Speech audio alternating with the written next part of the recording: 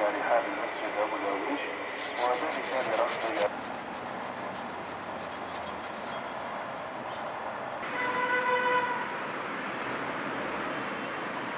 مواد تيوبات الحديد، تيوبات معدنية وعليها ألواح سيمنت بور، وبعدين أجل الرخام والفسيفساء والقبة من نحاس مطابقة للأصل. الدولة بتحدد وين، هو هدية للأردن.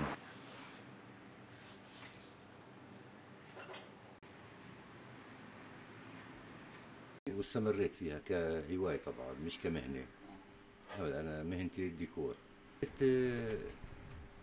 أجسد محبتي إلها بعمل، يعني ما بتكفي المحبة تكون بالداخل، أحيانا بدك تجسدها، يعني تعطيها رمز ميداني مش بس بداخلك. الصور لقبة الصخرة من النت طلعتها كامل من النت، يعني كل جدار في صورة له عندي.